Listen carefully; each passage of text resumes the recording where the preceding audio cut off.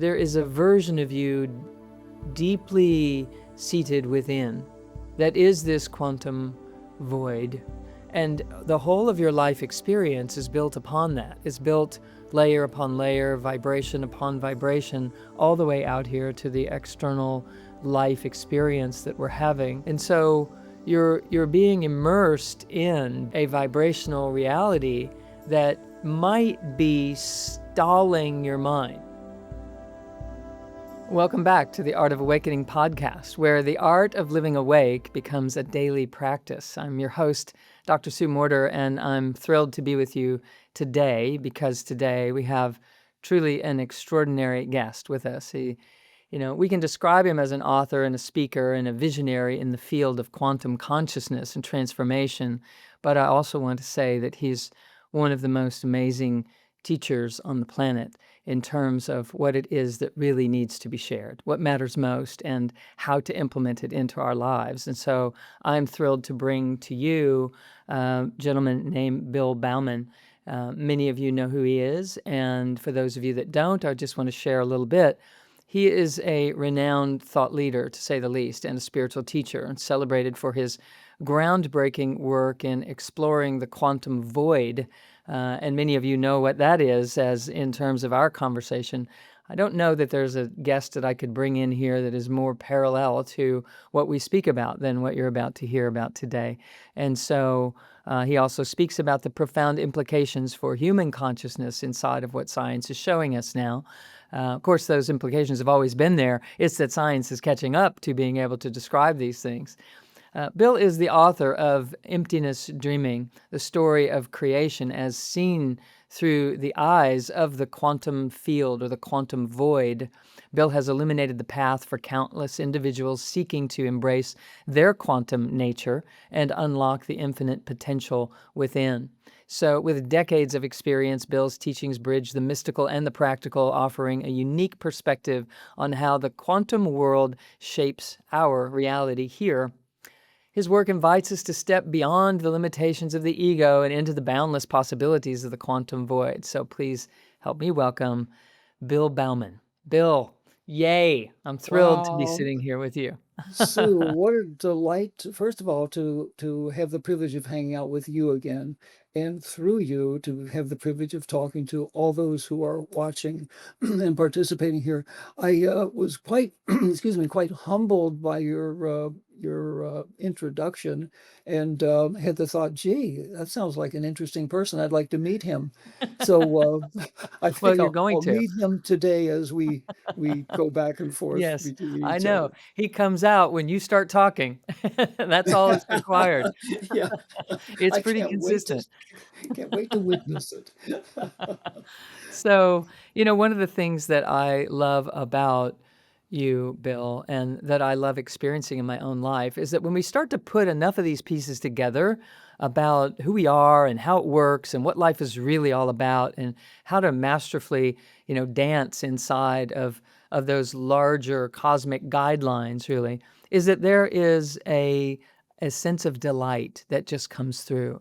There's a sense of play that starts to surface in us, and life just becomes what life is meant to be, and a grand adventure and an exploration in every moment. And so I love this about you, and I look forward to everyone being able to catch a little bit of that contagion as you begin today to share. I'd love for you to share your story of how you first realized that you're literally called to speak into this quantum world and its possibilities. So can you share a little bit about why those words are used and how that came about for you? I would be delighted to. So first of all, though, I love just to comment on how you introduced this. I somehow feel that one of the greatest themes in creation is magic. And to me, there's magic in each and every one of us. There's an enormous magic in you, which I'm sure all those who hang out with you are drawn to. But for me, internally, there's such a privilege to live in magic. And given our preoccupation with our conscious mind and all the what to do's and how to do them in the human scene, we tend to look at all of our styles of organizing things in a three-dimensional world. But underneath all that, it's all driven by this amazing magic. And so as I've delved into, fallen into, gotten drowned into the quantum realm, the quantum world, the quantum emptiness, it's that magic that I fell into. And that's what comes out from you, from me, from probably each one of us who are participating in all of this today is Mm. enormous magic. So I just wanted to say that because I Yeah. think that's the dance we're all doing, the dance of mystery and magic and wonder. And so with that, I'll kind of share my story. As you know, I've been a strongly mystical person, and I've had the privilege of hanging out in a lot of realms mystically, all the way from the human ones of like our energy field and our heart and our soul, and of course the light field itself, that beautiful, amazing spiritual world, and so probably about 25 years ago, from nowhere, as you might expect, which is a great word for quantum, I started getting this drive to learn about quantum physics and more specifically the quantum void. I had no idea what it was about those words that were drawing me, but so I did the usual thing, read several books, etc., and just was something inside compelling me. And probably about 20 years ago, I finally read this. I had this aha moment, which answered the question of what's all this about, Alfie? And that moment was I read this quantum physics study where, of course, we recognize that each one of us has something like 65 trillion cells in our body, and each of those cells has 20,000 molecules, and each of those has atoms. So we've got a gazillion atoms in our body. And if we take any one of those atoms and blow it up, and this is what the study was doing, and look, of course, we look at all the electrons bringing life out into the atoms, which gives us our basic sense of being alive. But then if you look right in the middle of it, there's that little nucleus, which is just tiny, tiny, tiny. But if we picture ourselves as like Alice in Wonderland, she looked down the rabbit hole and fell down. Well, that's what the scientists is. They went down into that nucleus and discovered in that nucleus this world. Of course, is the quantum realm, subatomic particles, and this field of subatomic particles. And they were measuring time. What happens to time there? And as they kept getting deeper and deeper, time started slowing down and slowing down and slowing down. And then in the study, it said when when time slowed down to 1/37th to the 10th power, 137 gazillionths of a second, it disappeared. And all of a sudden, some light went off in my mind.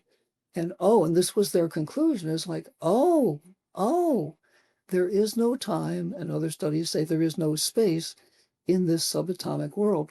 But what grabbed me, what just got me was, oh, that doesn't live just out there beyond creation. That lives in here. And all of a sudden, it was clear this was my next calling. Just as I had become one with light, one with love, it was, become one with, the quantum void. And so there I was. So that started that path. And it was all about death of the ego, letting go of beliefs, letting go of attachments, letting go of human identity, if you will, and sinking into the deeper identity, which is what we all, I think, everybody who's motivated and inspired to listen to this particular time together, what we're all called to, each of us in various ways. But for me, it was pretty extreme. So that is like just become nothing, the void. And so that's what I did over the next years and years and years. So then, believe it or not, 9 years ago, I retired, or so I thought. And I was retired for maybe 7 years, so because I've been back for a couple of years.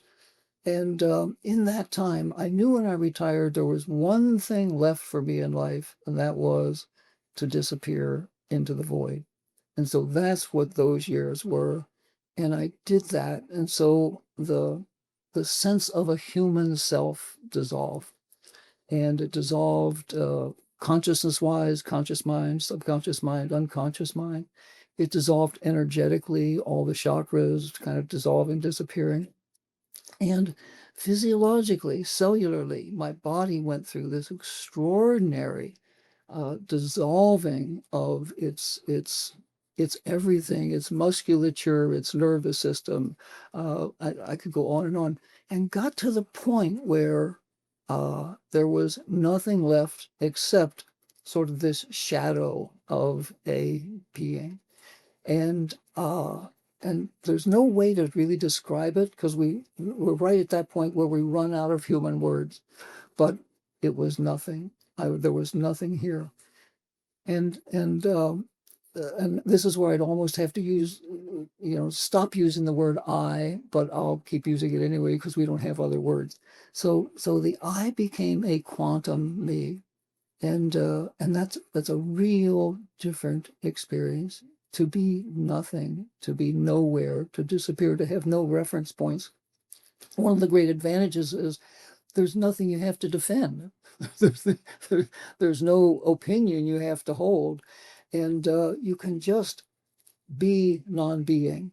So we become love, we become light, then we become being, and then we become non-being. So non-being was it.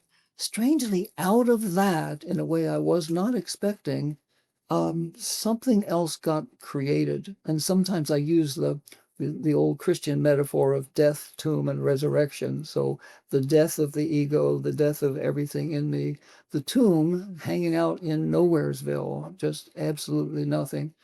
And then what I wasn't counting on is the resurrection part, the new creation. So my sense is if I let myself be the voice of the quantum void for just a moment, it's like, and here's my deep knowing inside, the quantum void, like the title of my book, Emptiness Dreaming, the quantum void is dreaming this human dream, and really is all about recreating the human dream as we go on. We talk about evolving as a human species, etc. And so that could mean that the quantum void is simply upping the dream. And I deeply believe that the quantum void is at this point choosing me, you, and a number of those who are watching to become quantum humans, to go from Homo sapiens to Homo quantum, if you will. And so to be a quantum human being, so that's what started happening with me. And pretty instantly out of that nothing came this whatever this funny looking form is that you're looking at here today, to be a new kind of human being. And I look at you, frankly, and I see you are your version of that. And I think so many others who are watching here are their versions of that. So for me, it's been extreme. And I'm deeply grateful for that. The letting go, the immersion process can be anywhere from uncomfortable to grueling, to unnerving, uh, but the recreation is remarkable. And so I, for the last couple of years, I've been back in service, if you will, like those taxi cabs in New York City, in service. I'm back in service and being more this voice and frankly, more the conduit of what I feel like calling a quantum power. And to me, the quantum power is it is the juice, if you will. It's empty. It's not a power that's made of energy. It's not a power that's made of light. It's not a power made of what we tend to call divinity, but it's a power of complete, absolute nothingness. But of course, out of that came the Big Bang, or at least according to our physics theory, the Big Bang to create the universe. And it's here to recreate us. So if I go back to my point, wow, that's in you, that's in me. that's in every one of us. This quantum nature, this quantum identity, this quantum self, and so it's maybe time for so many of us to let go of our human self, which I'm sure everybody here who's looking at this has done, to open yourself to the love in your heart, to open yourself to the light in your soul, to open yourself to the vast spirit that you are, and to the divinity that lives within you. And I think I'm just saying, the next step of that, at least for me and for you and for so many, is, wow, let's let go even more. Let let's like dissolve into the purest, most nondescript, most unbelievable nothing of us, because out of that tomb, out of that emptiness, out of that oven, out of that womb, can come a different kind of human. So you've been recreated, I've been recreated, and we're all in this process of being quantumly recreated. And so to me, I'm here, you're here, we're here to play in that, as you say, to dance in that, to swim in those waters, and to experience the recreation of each of us as this amazing quantum presence doing a spiritual experience, doing a human experience. Hmm. And because we're quantum in our identity, it's a real different experience.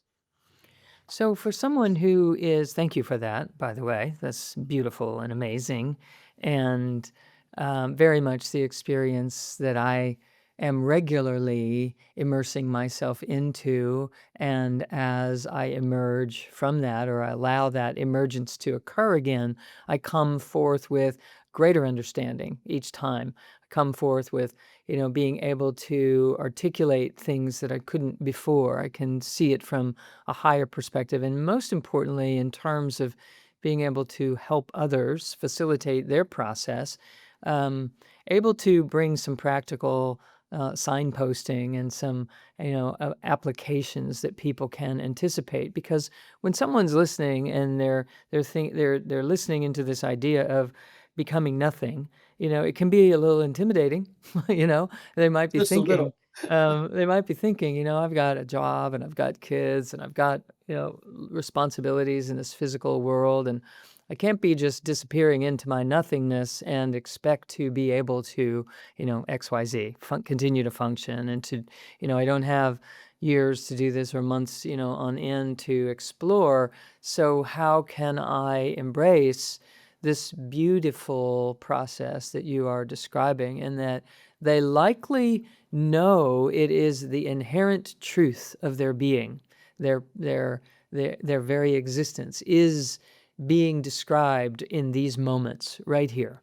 And so while they're drawn into that knowing and that remembering, or maybe that discovery, in terms of where any listener is at this time, there might also be some some hesitation on how do I begin to do such work, and and not just be remaining stuck at the level of the ego either. I know I have to let go of things, and I know that I'm too tied into this, or I get triggered by that, and I'm caught way up here in this personality level of life. And many of our listeners are definitely on to that. That's not the game. That's not the whole game. And at the end of the day, you could get really good at letting go of, that thing that happened in your family, or that way that boss spoke to you all those years ago, or your feeling of being the black sheep in, the family, or whatever those circumstances might be. People recognize that there's deeper work than that as well. And coming into this great void is going to be attractive. And at the same time, how do we support them? How do we support the person who wants to explore but is afraid to really let go even more, if it could possibly render them, unrelatable or inaccessible to the rest of their family and the responsibilities of life, etc. Any words of wisdom there? I have words. We'll see how wise they are. You know what strikes me, Sue, as you're talking. First of all, your point is so beautifully taken. What strikes me a lot is this question. Is the question I would pose to each one who's listening here. How are you being called to your quantum nature? And I say that because many people are called in different ways. For me, I was 100% called. It was the theme. It's like I could not have died until I did this. It was that powerful a calling. Totally So understand. and yet a little bit on the other extreme, there are some people who are called meaning, what's your soul calling? What is the deepest truth within you calling you to? For some, they're just called to have that sense of quantum, but they are there to stay strongly in the human scene and to prioritize that and have their quantum nature be sort of the power behind the throne, sort of a background theme that's there. Mm.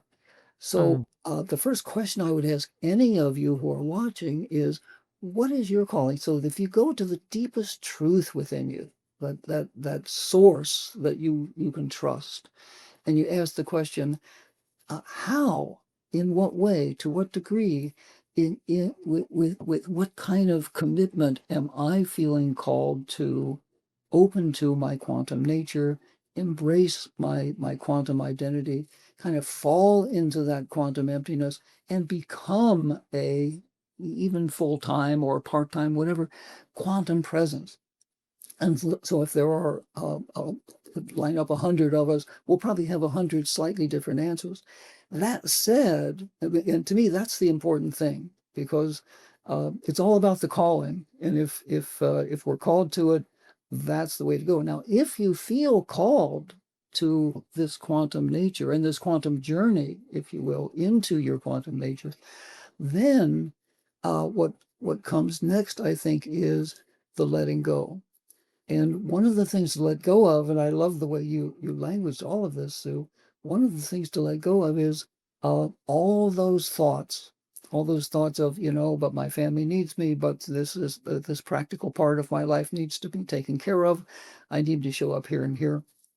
All of those beliefs, all those assumptions, all those sort of driving motivators that hang out in the conscious mind level, if you will. You notice conscious mind, I'm doing an energy kind of thing around where the energy of the mind, conscious mind, kind of happens to be. It's so cute.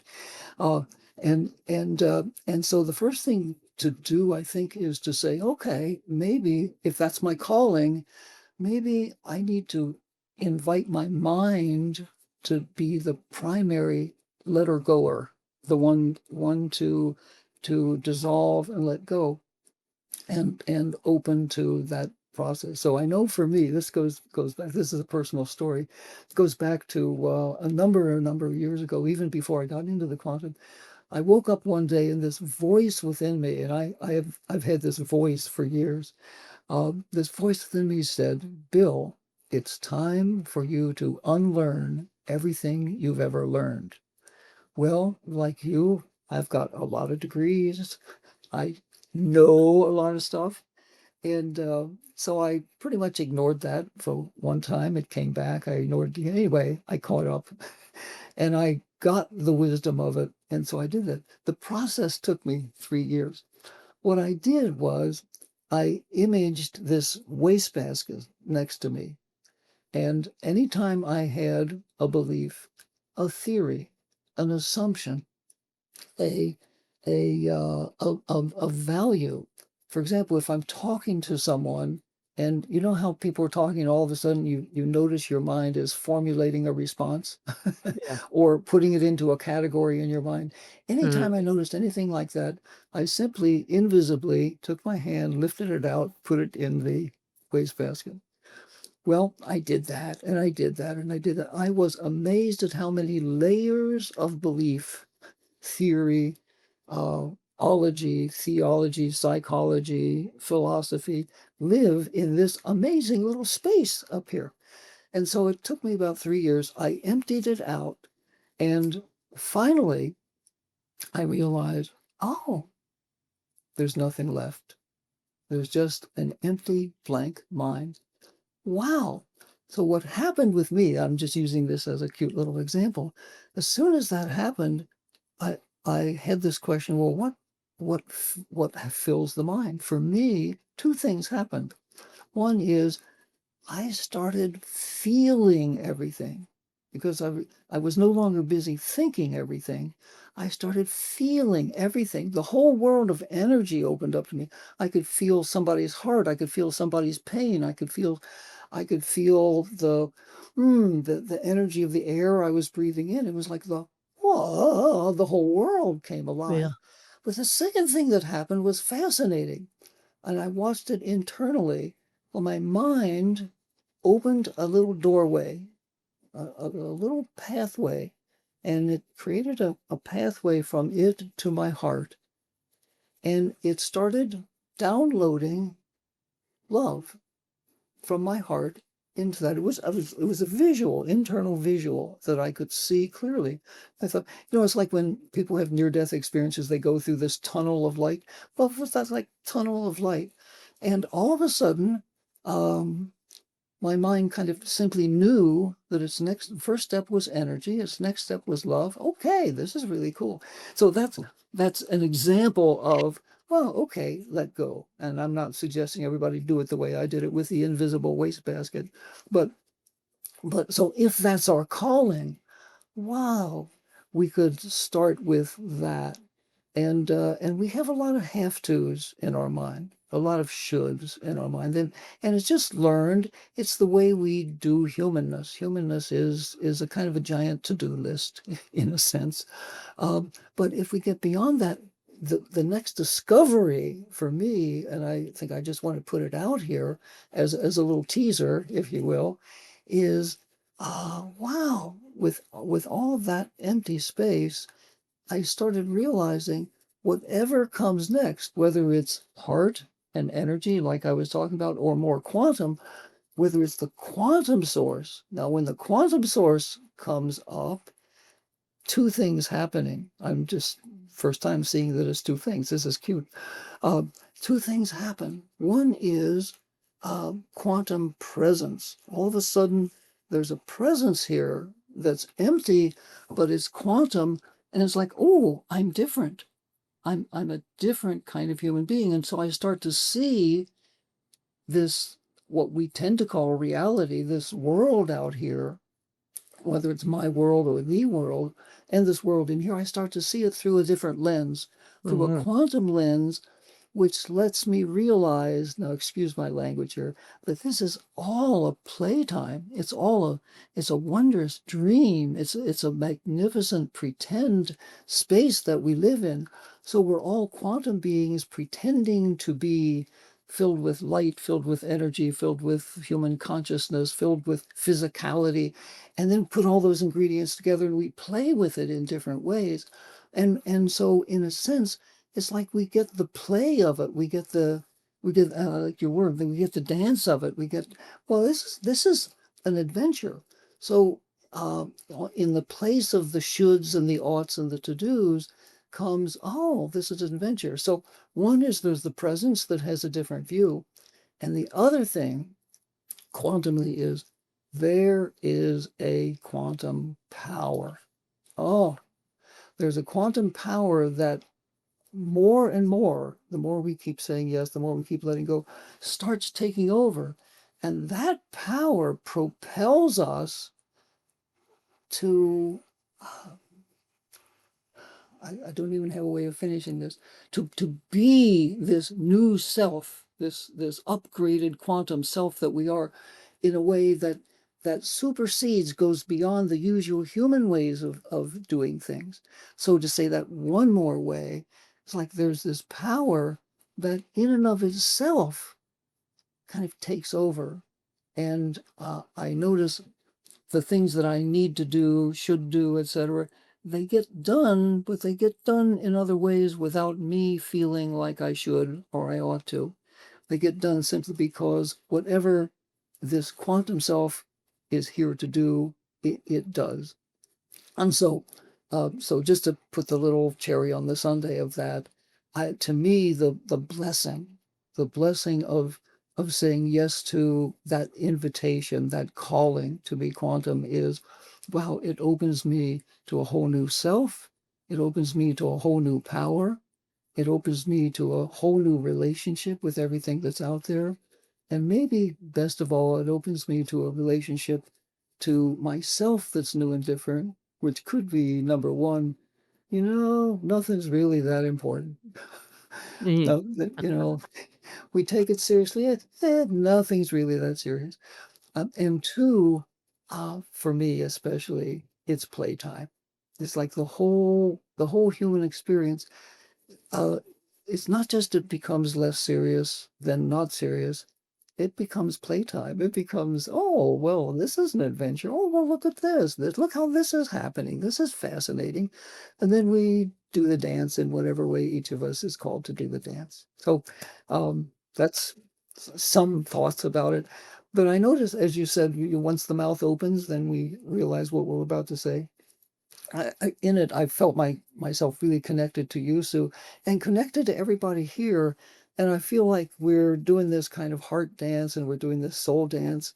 And we're doing our own kind of quantum dance just in this moment. I thank everybody and I thank you for that. Oh, absolutely. And thank you for speaking from that vibration, which allows everyone to join you in that vibration. And so I just want to remind everyone that what's happening inside of this conversation is that you're being drawn into the very experience of actually, articulating from the void. So what does that mean to the listener who's sitting here or doing whatever you're doing while you're listening to us? It means that there is a version of you deeply seated within that is this quantum void.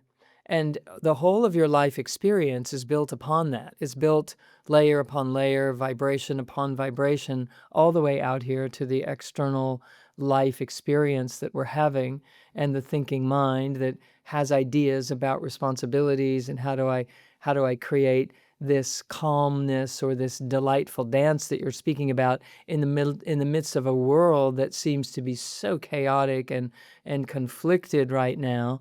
And you're actually seated in the solution to those kinds of questions that would come from the mind that is, operating on the surface of life and problem solving and working with issues of life and trying to try. And so you're being immersed in, bathed in a vibrational reality that might be stalling your mind. Your mind might be sort of spacing on some of these ideas where you're almost catching it or you're relating to it, and then for a minute you're kind of not even listening, and then all of a sudden you're back again. And that's a circuitry issue. You're here developing circuitry to be able to perceive this great void so that this great void can pour through you into your life and offer up ideas of what soul purpose is, what your reason for being here is, what the life, purpose is in terms of, what is it that I'm supposed to be doing? What am I supposed to be focusing on? How do I determine what matters most in my life? And how do I then make decisions in my life that will allow that to flow into my everyday the way that Bill's describing? So don't be concerned if you're in it and then you're kind of washing in it and then you're kind of immersed in it and all of a sudden it feels super inspiring, but you really can't put your finger on it. That's exactly what Bill is describing. It's time to allow this power to be animated within and allow it to guide the decisions that you make and the choices that come and the projects that occur to you and the inspirations that ignite in you. And our linear thinking mind is more oriented toward, okay, if I do this, then I get this. If I do this, then I get this. So what do I do to get this thing that Bill's talking about? And you're already doing it by doing nothing, by just surrendering into this beautiful, grace-filled conversation and allowing the mind to be immersed in a different vibration. And it becomes acquainted with it and not afraid of it. And the more familiar with it it becomes, the more you settle and stay there. And the more you settle and stay there, the more the mind starts to be influenced by it. And it starts thinking different kinds of thoughts. It starts thinking more holistically and as if there is a solution in instead of a problem. And that it starts to open you into a new way of perceiving your everyday life. And so it's quite practical, even though it seems so expansive. And I think that, I'm not speaking for Bill, but I know that I feel this way, and I would suspect that he does too, that those two worlds, this practical and this mystical, need to be one world. They need to not be considered such separate realities because they only appear to be separate because of what we've allowed ourselves to experience and what we haven't. And if we would allow ourselves to experience more of what we haven't so far, pretty soon it's the regular. And just a minute ago, it was the mystical, magical, miraculous that isn't here now, except that it becomes here now as soon as we begin letting it. So I just want to thank you, Bill, for just drawing us right into that space without even getting people in their head saying, okay, now I'm going to take you in the space. We're just there. We're just there. And that's how it happens. We just open and listen and allow and become curious. And the mind is built for this. We just haven't been using it that way. So, Bill, I'd love for you to share just a little bit toward the scientifically minded individual who's like, man, I know that I don't have a level of fulfillment in my life that I'd like to have, but I understand a lot. I know a lot and understand a lot. And so I'm new to these, kind of more esoteric and spiritual concepts. How do I begin? How can I convince my left brain that this is a smart thing to do? Anything there? That's the perfect way to language the question. Actually, I'm sorry you turned this back over to me, Sue, because I was so taken with everything you were saying. I was sitting back thinking, oh, this is beautiful. Just say yes. Mm. Thank you for turning it back. Yes, yes. Um, there's really nothing much to say to our scientifically oriented mind or self that is convincing. Because when we talk about being scientifically oriented, we're kind of Newtonianly scientifically oriented as opposed to quantumly scientifically oriented. Yeah, right. Meaning we're looking for the logic, we're looking for the reason, we're looking for the methodology, we're looking for A plus B equals C, etc. And that's sort of like using logic to talk oneself out of being logical. All right. It has to And make so there's sense. Then and so there's we've, not, that's kind of a go nowhere deal. right. It's We've like the sort of old, fed the monster, right? yeah, exactly. Sort of like the old joke about somebody's driving in the country and they're lost and they sees an old farmer by the side of the road and he pulls over and he says, "Hey, can you tell me how to get to X?" And the farmer thinks for a minute and he says, "Well, you can get there, but you can't get there from here." So it's that kind of a deal. But I Exactly. do want to say this. It does, therefore, note the therefore, that's a scientific word, therefore. Therefore, it does take a leap. It takes a leap of consciousness. And here's what I want to say to kind of set the groundwork for your quantum immersion. To be quantum is to, and I'm going to use a human word, trust. Trust is not a quantum word, but is to trust emptiness, is to trust not knowing. It's to, in a sense, give the mind its well-deserved vacation and ultimately a nice retirement package, if you will, Mm-hmm. and to allow your mind the privilege of letting go into what I just want to call now, here's for the scientific minded, a deeper mind. See, we're still keeping the concept of a mind. That's very tricky. So to go to the deeper quantum mind, which is a term I sometimes use, is it accurate? I have no idea. But to go to that quantum mind, which is where we live mentally, not knowing, in the power of not knowing, in the deeper wisdom of not knowing, in the fullest, deepest truth that comes from not knowing. And I'm saying that because our conscious mind is three-dimensionally and four-dimensionally trained. It's a great mind for living and functioning in a three and four-dimensional world. It's kind of useless if we go into a five-dimensional, six-dimensional, and especially one-dimensional or zero-dimensional quantum, zero-dimensional world. So I'm calling that zero-dimensional world a zero-dimensional mind. It's amazing. So I just share for me, I'm clueless. I really don't know anything. Most of the time, I don't know anything until I open my mouth and I watch what comes out. To say that another way, it's like Buddhists have this, especially Tibetan Buddhists, Zen Buddhists have this mindfulness theme. So that's mindful. So I'm talking the next version of that, which is mindless.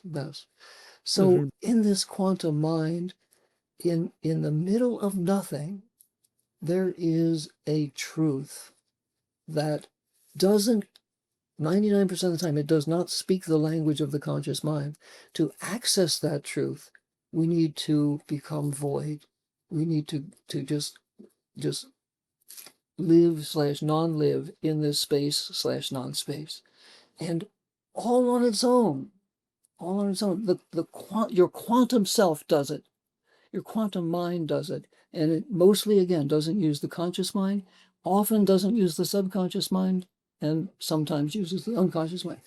It does it. What does it do? It wakes you up to the bigger truth about creation, if you will. So if I can give you a little way that I feel like the quantum has shown me its version of creation. So picture yourself, here you are, the quantum void. Here you are, absolute emptiness, nothingness. Not just nothingness in the sense of absent of somethingness or everythingness, but in terms of its unique power, its unique nothingness state of non-being, which is something we have no human description from, but out of that nothingness comes imagination, comes a dreamer, and this is how the void shows it to me. It's dreaming creation. The first level of that dream is quantum realm, what physicists call quantum realm. That is mystery, magic, miracles, possibilities. So quantum physicists will talk about subatomic particles, and they're looking at these little semi-invisible subatomic particles who don't go according to the laws of Newtonian physics, who move here, there, everywhere, become one, become separate, go in different directions at the same time, could be in two places at the same time, all possibilities. So physicists call it subatomic particles. Philosophers would probably call it possibilities, potential. And so in me, I see, in each of us, I see, there's at the core, there's absolute emptiness. Right above that, there's this infinite realm of possibilities. Our subconscious mind is very in touch with that. If you look at your dreams at night, your subconscious mind being the director of your dreams and the playwright of your dreams, if you will, they're tapping into all these possibilities. And they're like, whoa, you do some things in your dreams you would probably never do in your real life. But I'm not asking questions. You don't need to tell me what that is. So but there's all this. So the first dream is all possibilities. Now, for me, I look at that and I think, oh, all these worlds, all these dimensions, all these universes. It's like they're all being dreamed. And then one of those, of course, being this cute little 3-4 dimensional space that we are in, or seem to be in anyway. So then the dream continues. It's like, well, let's dream space. Oh, let's dream time. Oh, let's put something should fill space. Let's put light in space. We'll invent light, and we'll put light in space. Oh, that's kind of cool. What happens if I imagine light kind of lowering its vibrational form? Yeah, and that'll be energy. Oh, and let's take light and put it in a certain look, and that's love. And then physicality. So on, so we're the quantum emptiness, are dreaming all these possibilities. That's subconscious mind. And then at a conscious mind level, you're dreaming this amazing world with physicality, energy, consciousness, and all sorts of human stuff. And if you're the quantum void, you're sitting in awe of the dream. You're even sitting in awe, and this is maybe where it gets a little hard to swallow at a conscious level. You're sitting even in awe, a state of awe at the seeming complexity, the seeming injustice, the seeming moral value judgments that we use: good, bad, right, wrong, fair, unfair, good, evil, etc. All of that. But it's in this realm of possibilities that everything's there. And then I'm adding the next thing, which is, as you are called to be the dreamer, the quantum dreamer, as well as the dreamed, then you start participating in, one, the bigger vision of the dream, two, a graduation from certain themes, a certain theme of duality, where we're in this pull and tug, and all of a sudden we're in a center space between opposites, between good and bad. If we go right to that center place, which is a quantum non-space, it's like there's no judgment at all. It's like we're just observing. We could call that a state of being, and it's also quantumly a state of non-being, but it's like, oh, we're neutral, and we're looking at it like sitting on the 50-yard line, looking at this great game being played.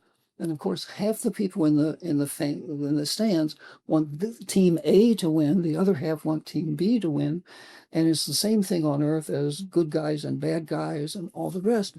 But we're there. It's like we're looking at, it's okay if A or B wins. It's even okay if both win. It's even okay if both lose, because that's part of the fantasy. That's part of the dream. That's part of the movie that we're watching.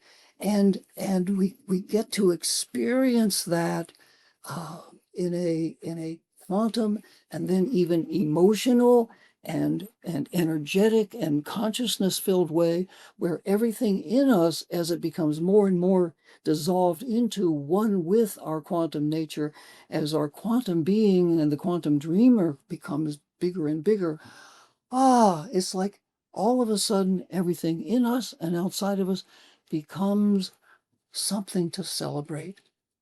And to me, one of the most fascinating and gripping and convincing, back to the scientific mind, convincing aspects of it is, wow, I'm so judgment free.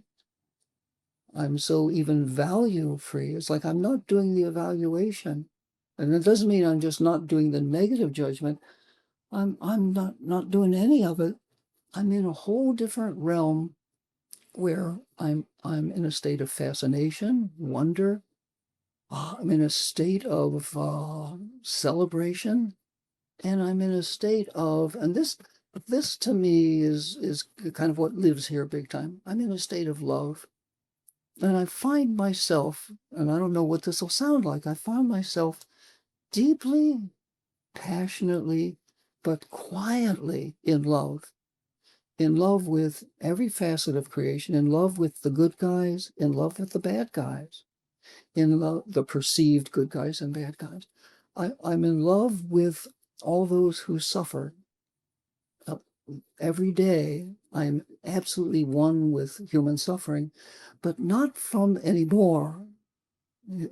I've had my days, but anymore, it's like, I'm just there being with this suffering, and and not with any judgment about it, not with any deep feeling about it, but just because that's a human being who's suffering. That's a precious being who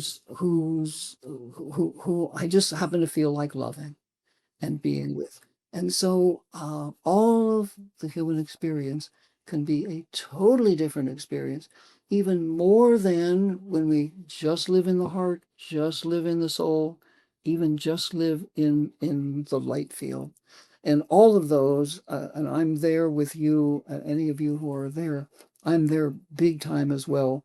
But for me, the icing on the cake is this this quantum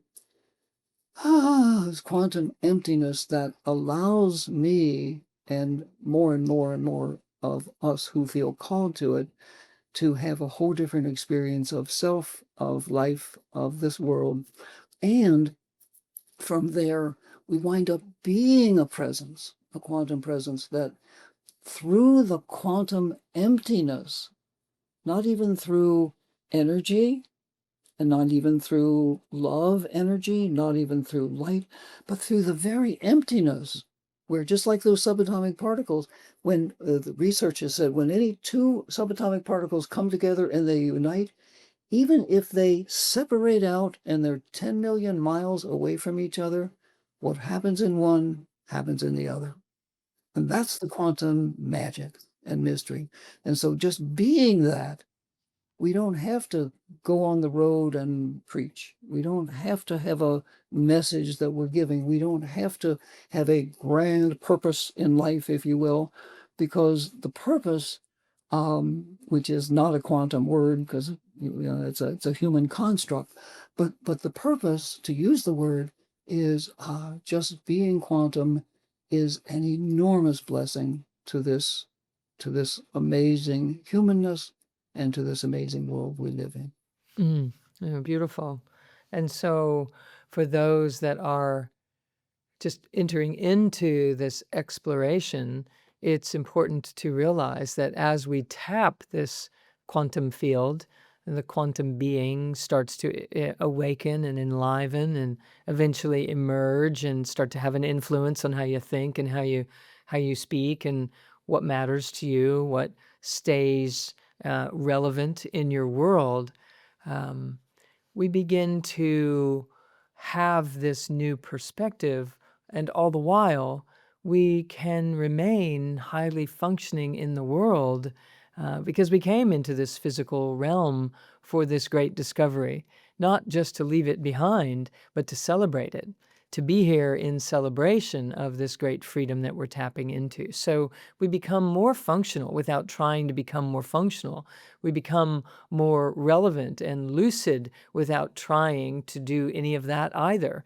We are seated in this place of the quantum and engaging in this life, just like the neighbor across the street or the people at the grocery store.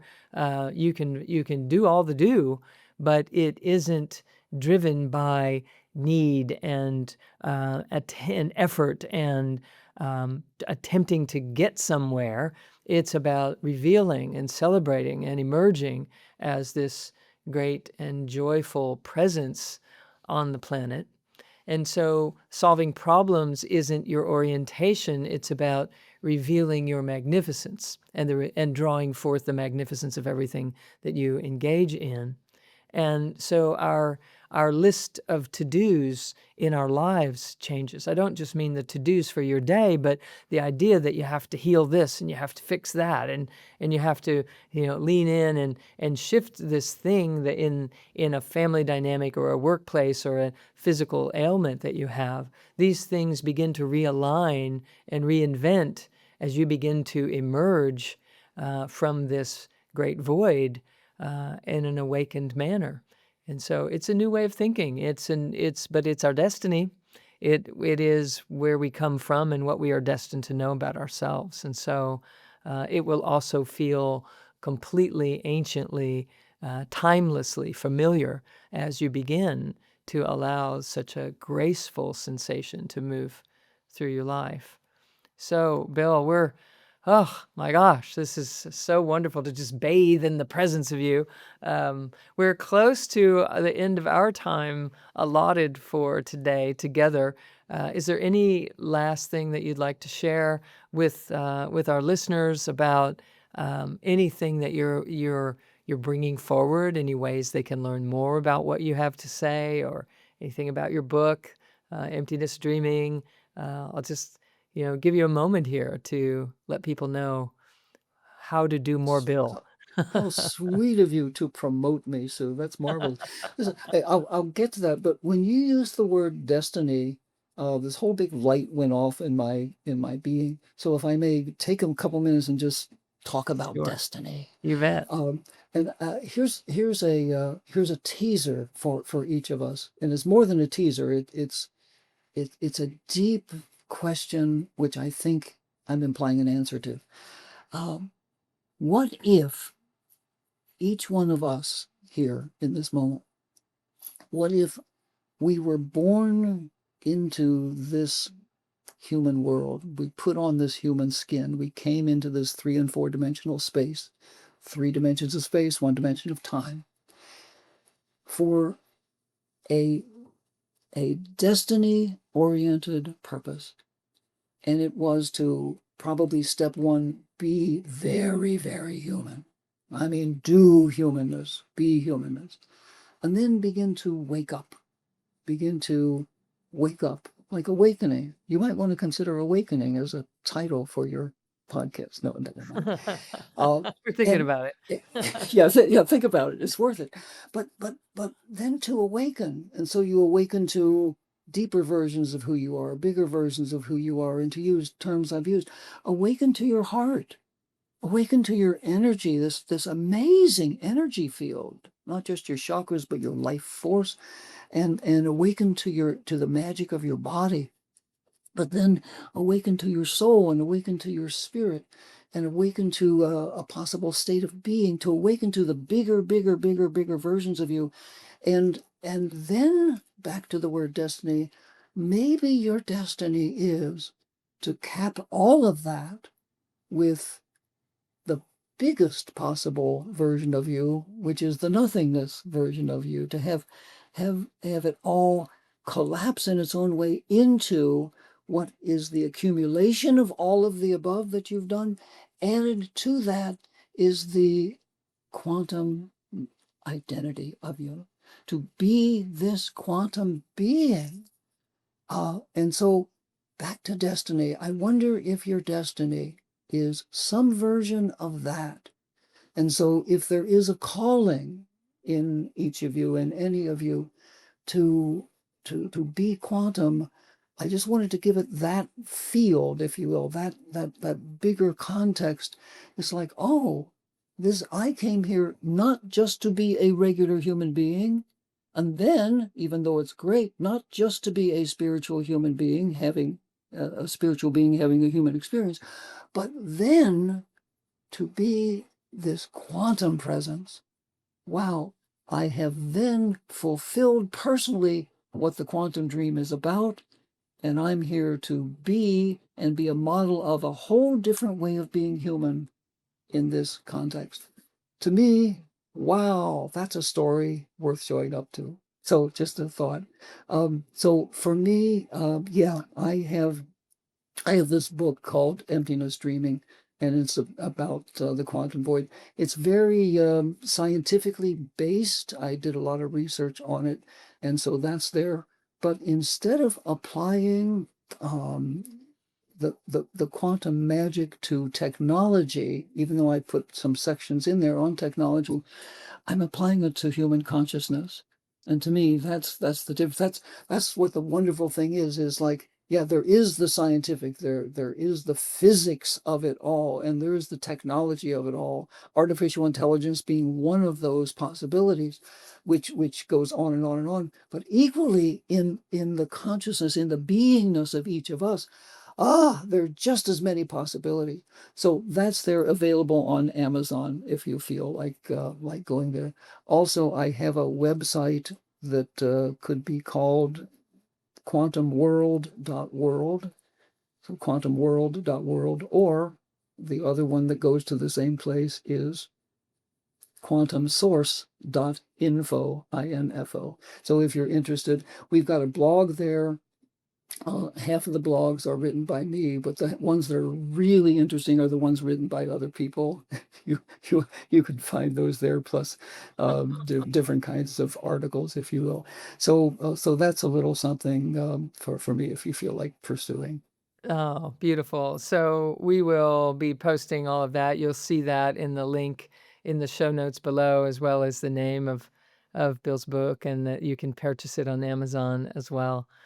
Bill, thank you so much for being here on the planet at this time. Thank you for remembering who you are and allowing that to become foremost in your devotion day in and day out for so long, as what it has evolved and developed into is such a meaningful and significant presence on the planet. And I know you have guided so very many in deep and beautiful ways, and we are blessed to have you here with us today as well.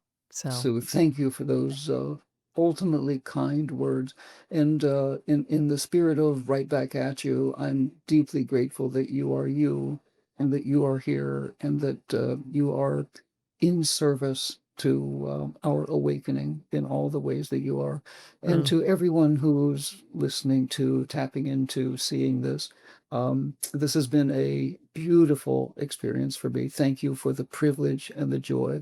I love being here, and you're looking at a guy who pretty much hated being human for quite a while. well, So anyway, I love being here. I love having shared this sacred time with each of you, and Sue especially. It's so great being reconnected with you. yes, indeed. Again soon. More, please. Okay, thank Okay. you. Yes. And thank you all for spending this time with us today on the Art of Awakening podcast, where we're blending science and spirituality and dropping deeply into the core of the quantum self so that we can truly emerge creating a life that we love living and being a beneficial presence on the planet. So remember to subscribe and to share this episode with families and friends, of course. And until next time, I'm Dr. Sue Morter. Blessings to you all. Namaste. Bye-bye for now. We'll see you again soon.